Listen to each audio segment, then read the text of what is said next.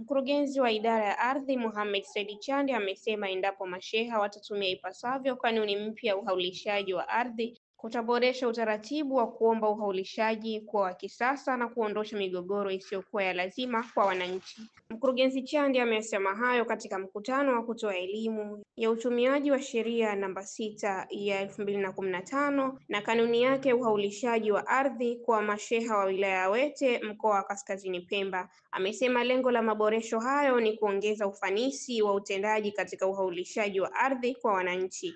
Mahususi ya hizi kanuni ni kuboresha huu utaratibu wetu wa uhaulishaji pale tulipokuwa awali na hivi sasa hivi tunapokwenda. Kwa hiyo kwa hayo machache, wananchi wetu kwa mitaani kwenda kuwaelewesha zaidi ya hichi ambacho nyinyi mmekipata hapa. Kwa upande wake, katibu wa kamisheni ya ardhi Pemba Fakia Ali Makame amesema kutumika kwa utaratibu huo mpya wa uhaulishaji wa ardhi kutasaidia kutoa haki ya umiliki kupata ardhi kwa mujibu wa sheria na kuondoa mizozo ya kijamii. Kuundwa kwa hizo kanuni na sheria mbalimbali pia ni sehemu ya kupunguza hii migogoro, lakini pia na haki za wenye haki ya kupata zile ardhi waweze kupata kwa utaratibu ambao ni sahihi na ni salama zaidi. Kwa hiyo naomba tushirikiane katika jambo hili kama tunavyoshirikiana kawaida.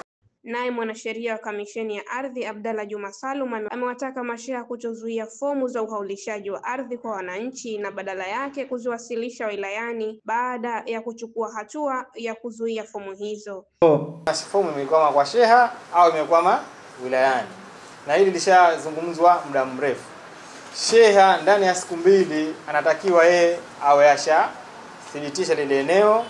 Yeye sheha wala asipate tabu sana. Akisema eneo, akiona eneo la mgogoro, yeye andike tu, tumeenda na kamati, lakini ile eneo tunaenda kukagua, kwa sisi tunaona lina matatizo. Kazi yake shaishi. Sisi sema eneo lina matatizo na zuia fomu.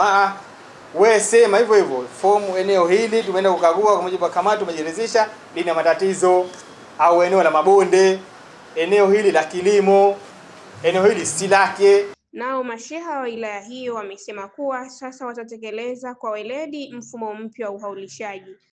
Inaonekana kuwa changamoto za uhaulishaji wa ardhi ziko nyingi na zinatugusa kwa kiasi fulani sisi masheha.